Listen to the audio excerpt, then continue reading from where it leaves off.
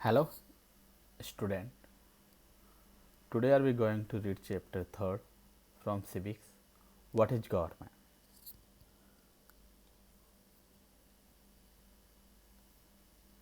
In this chapter we read about the what is government, types of government, different level of government, what is monarchy, what is democratic government, and major features of democratic government, universal adult franchise. All this topic we are clear in this chapter. So now we start it. First is that what is government? What is government? There is very simple definition of the government. The group of people who rule और control a country. तो यहाँ पे government की बहुत ही simple definition दी गई है. यह government जो लोगों का एक समूह होता है, एक देश को कंट्रोल और रूल किया जाता है. तो वेरी सिंपल डेफिनेशन यहाँ पे दी गई है. हम रोज़ गवर्नमेंट के बारे में न्यूज़पेपर, अपने पेरेंट्स से, आसपास के लोगों से सुनते हैं कि गवर्नमेंट ने आज ये काम किया, गवर्नमेंट ने आज नोटबंदी कर दी, गवर्नमेंट ने जो बीमारियों को रोकने के लिए कई सारे प्रोग्राम लॉन्च कर दिए. तो गवर्नमेंट हमारे लिए एक नया वर्ड नहीं है. हम रोज़ कहीं ना कहीं किसी ना किसी रूप में गवर्नमेंट के बारे में सुनते हैं. तो यहाँ पे बहुत ही सिंपल डेफिनेशन आप लोगों को बताई गई है. ओके, नेक्स्ट जो हमारा टॉपिक है वर्क ऑफ गवर्नमेंट. तो गवर्नमेंट हमारे देश में बहुत सारे काम करती है, बहुत सारे वर्क किए जाते हैं गवर्नमेंट के द्वारा. तो यहाँ पे कुछ वर्क हैं जिनको हम डिटेल से डिस्कस करेंगे. First, to build road and school. जितने भी गवर्नमेंट के द्वारा रोड बनाए जाते हैं, जैसे national highway, state highway, border road, village road, ये सभी गवर्नमेंट के द्वारा बनाए जाते हैं, जिससे लोगों के movement one place to another place easily हो सके. जितने भी गवर्नमेंट स्कूल हैं गवर्नमेंट के ही द्वारा रन किए जाते हैं, ताकि जो पुअर पीपल हैं उनको बेटर एजुकेशन प्रोवाइड हो सके. इसी के लिए गवर्नमेंट ने right to education act implement किया. Second, supply of electricity. Government की रिस्पॉन्सिबिलिटी है कि जितने भी हाउस, इंडस्ट्रीज होती है वहाँ पे इलेक्ट्रिसिटी सप्लाई करना. इलेक्ट्रिसिटी प्रोवाइड करना गवर्नमेंट की ही जिम्मेदारी होती है. ये भी गवर्नमेंट के एक इम्पोर्टेंट वर्क होता है. Implement programme to help the poor. Third है, इसका मतलब है कि जितने भी जो हमारे देश में पुअर पीपल हैं, गरीब जो लोग हैं, उनके लिए वेरियस प्रोग्राम गवर्नमेंट द्वारा लॉन्च किए जाते हैं. जैसे एम्प्लॉयमेंट से रिलेटेड प्रोग्राम हो गए, हेल्थ से रिलेटेड प्रोग्राम हो गए, फूड प्रोवाइड करने से रिलेटेड प्रोग्राम हो गए. ये सारा काम गवर्नमेंट के द्वारा ही किया जाता है ताकि लोग ईजी तरीके से सर्वाइव कर सकें. नेक्स्ट जो हमारा टॉपिक है, running postal and railway services. दुनिया की सबसे बड़े postal service Indian postal service है, वह गवर्नमेंट के द्वारा ही रन की जाती है। Second, railway. जितने भी जो रेलवे सर्विसेज हैं वो गवर्नमेंट के द्वारा ही प्रोवाइड किए जाते हैं। उसके बाद में fifth, protect the boundary of country, यानी हमारे देश की सुरक्षा, हम लोगों की प्रोटेक्शन, ये पूरी रिस्पॉन्सिबिलिटी गवर्नमेंट की होती है। इवन टेररिस्ट या हमारे नेबर कंट्रीज हम पे अटैक करते हैं तो हमें सिक्योरिटी अवेलेबल कराने की रिस्पॉन्सिबिलिटी भी गवर्नमेंट की ही होती है।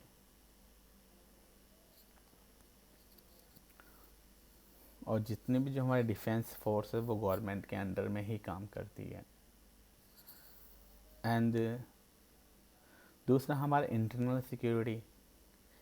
इन केस हम कई बार सिविल वॉर हो जाते हैं, कई बार दो रिलीजन्स के जो ग्रुप होते हैं उनमें कई बार कन्फ्लिक्ट हो जाता है, तो उनको सॉल्व करने की रिस्पॉन्सिबिलिटी भी गवर्नमेंट की ही होती है। सिक्स जो हमारा पॉइंट है, मेकिंग गवर्नमेंट हॉस्पिटल्स। जितने भी गवर्नमेंट हॉस्पिटल हैं वो गवर्नमेंट के द्वारा ही बनाए जाते हैं ताकि बहुत सस्ता और बेहतर मेडिकल फैसिलिटी लोगों तक पहुंच सके।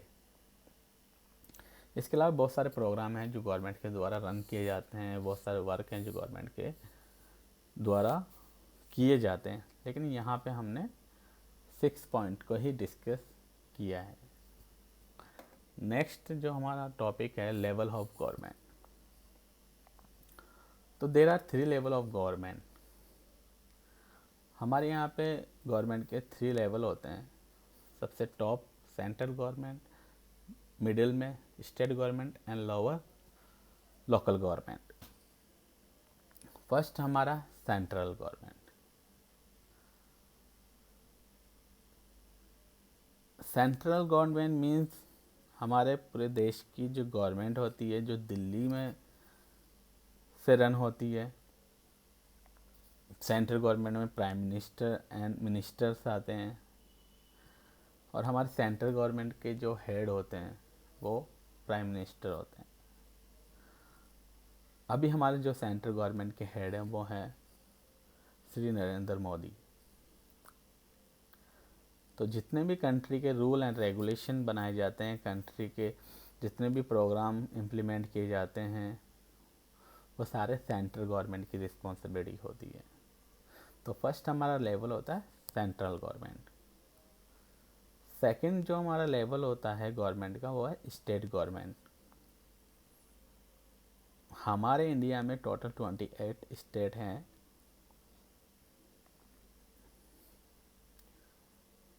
जिसमें हर एक स्टेट की अपनी गवर्नमेंट होती है, और उस स्टेट में जितने भी रूल रेगुलेशन और जितने भी वर्क किए जाते हैं वो स्टेट गवर्नमेंट के थ्रू किए जाते हैं।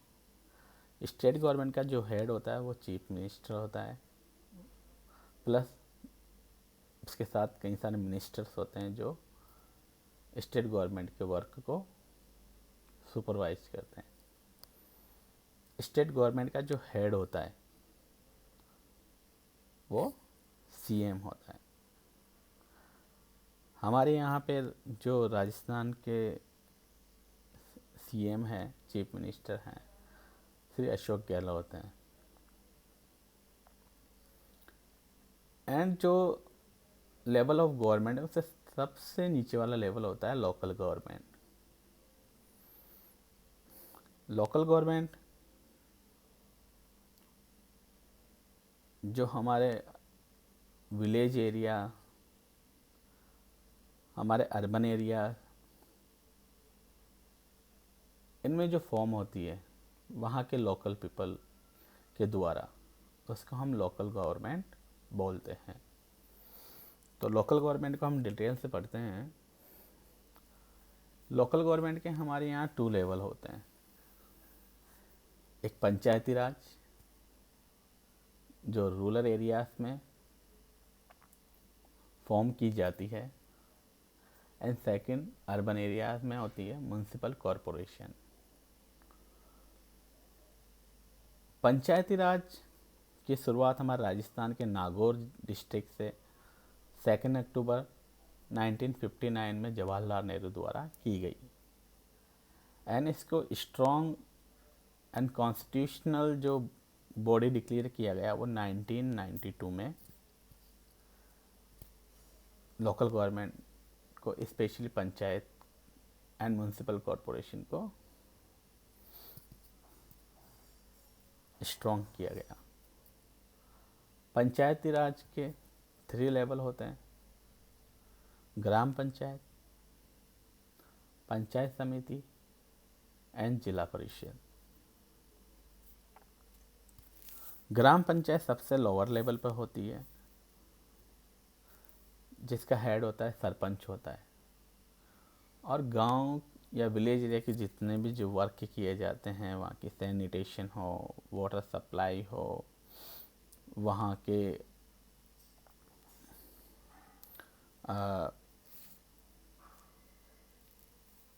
जितने भी जो वर्क होते हैं वो पंचायत या ग्राम पंचायत द्वारा ही किए जाते हैं। ग्राम पंचायत का जो हेड होता है सरपंच होता है, ठीक है। उसके ब्लॉक लेवल पे पंचायत समिति होती है, और डिस्ट्रिक्ट लेवल पे जिला परिषद होती है। अब हम अर्बन एरिया की बात करते हैं। अर्बन एरिया में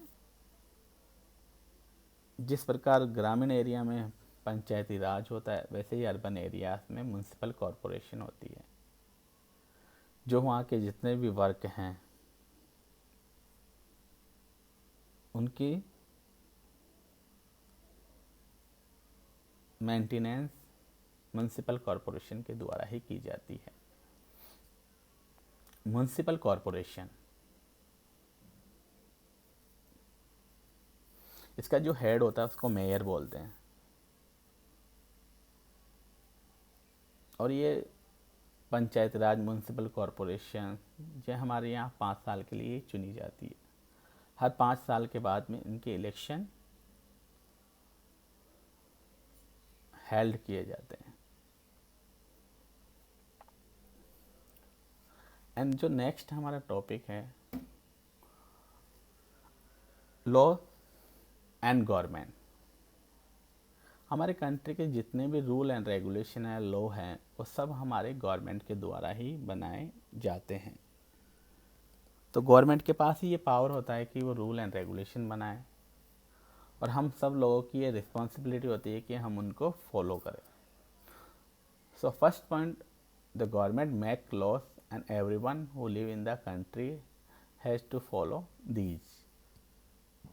यानी जितने भी जो गवर्नमेंट के वर्क होते हैं, उसके साथ साथ जितने भी लॉ होते हैं वो गवर्नमेंट ही बनाती है, और जिस कंट्री के लिए वो लॉ इम्प्लीमेंट किए जाते हैं, उस कंट्री में रहने वाले लोगों के द्वारा उनको फॉलो किया जाना होता है।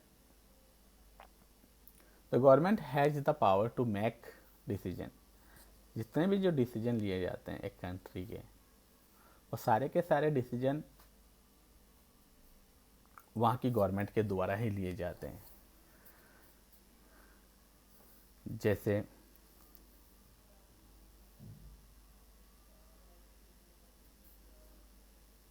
हमें कौन से देश के साथ रिलेशन करना है, कौन से देश के साथ एग्रीमेंट करना है, हमें कौन से देश के साथ ट्रेड करना है, ठीक है, हमें कौन सा लॉ बनाना है, पुअर के लिए हमें स्कूल कहाँ खोलना है, हॉस्पिटल्स कहाँ खोलना है, ये सब डिसीजन गवर्नमेंट के द्वारा ही लिए जाते हैं।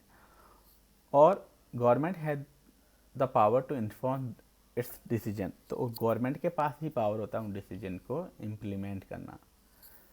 For example, motor vehicle act implement किया गया। जैसे अगर हम विदाउट लाइसेंस कार ड्राइव करते हैं, या बिना सीट बेल्ट पहने कार ड्राइव करते हैं तो हमारा चालान या हम पे फाइन हो सकता है। क्यों? क्योंकि गवर्नमेंट ने रूल एंड रेगुलेशन इम्प्लीमेंट कर दिया है। इन केस कई लॉ ऐसे होते हैं जो गवर्नमेंट इम्प्लीमेंट कर देती हैं लेकिन लोगों के फेवर में नहीं होते, तो उन लॉ को चेंज करने के लिए हमारे पास पावर है कि हम लोग उस लॉ के खिलाफ कोर्ट में अप्रोच कर सकते हैं और कोर्ट गवर्नमेंट को ऑर्डर दे सकता है कि ये जो लॉ आपने बनाया है वो पब्लिक के फेवर में नहीं है, तो इसको दोबारा इसकी जांच की जाए या इसको कैंसिल कर दिया जाए। ओके, एंड नेक्स्ट जो हमारा टॉपिक है टाइप्स ऑफ गवर्नमेंट। तो in the world there are two types of government, first monarchy system and democracy. Monarchy system या मोनार्की रूल होता है, it's mean rule of the king और queen. अगर हम 100 या 200 पहले की बात करें तो all the world in most of countries ruled by the king. सभी जगह मोनार्की सिस्टम था, फ्रांस में, इंग्लैंड में, नेपाल में। ओके, एंड सेकंड जो हो टाइप्स ऑफ गवर्नमेंट है वो है डेमोक्रेसी। डेमोक्रेसी सबसे best form of the government, यानी सब it is the best form of the government. Democracy means rule of the people, means यहाँ के लोगों के द्वारा खुद रूल किया जाता है, मीन्स हम अपने लीडर्स को इलेक्ट करते हैं। तो there are two types of government, okay, monarchy and democracy. Democratic government क्या होती है? It is very important question, it can be asked in your examination.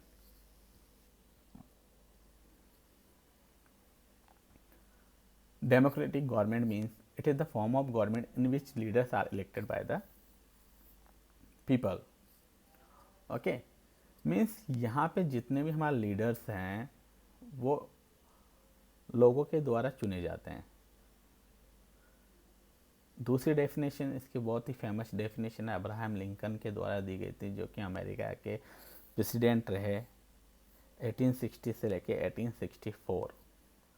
Democracy is rule of the people, bye the people और for the people. तो democracy की जो definition है तुम अच्छे से याद कर लेना, क्योंकि आने वाले क्लासों में जो तुम्हारी बुक्स हैं सारी डेमोक्रेटिक से रिलेटेड है। तो again I repeat this, it's the form of government in which leaders are elected by the people. Next हम बात करते हैं features of democratic government. Definitely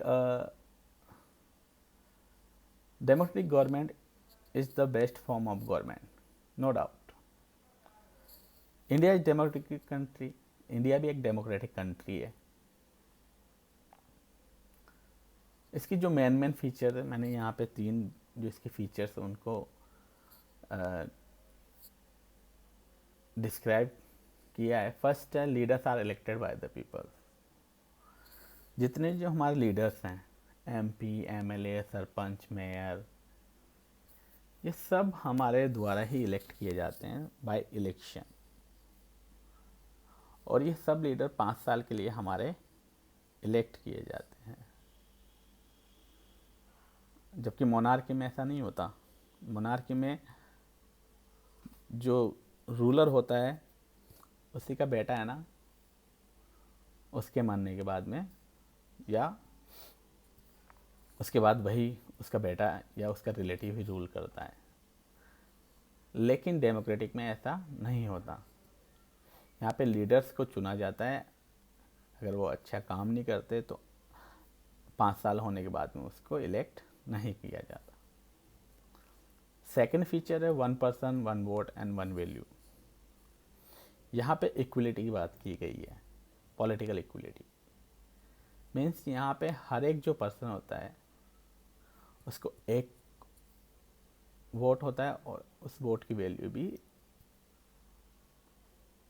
एक ही होती है।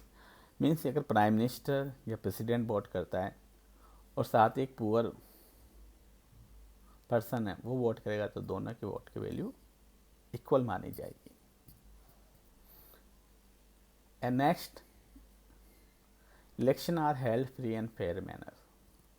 इलेक्शन होते हैं वो भी एक फ्री एंड फेयर मैनर होता है। मतलब इलेक्शन में कोई भी इलेक्शन कमीशन को प्रेशराइज नहीं कर सकता, उसका कंट्रोल नहीं कर सकता।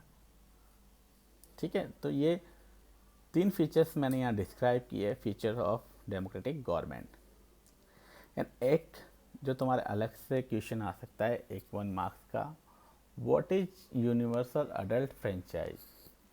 इसका मतलब होता है right to vote to all 18 and 18 years above in India. Okay, so class आज के लिए इतना ही। Thank you, have a nice day.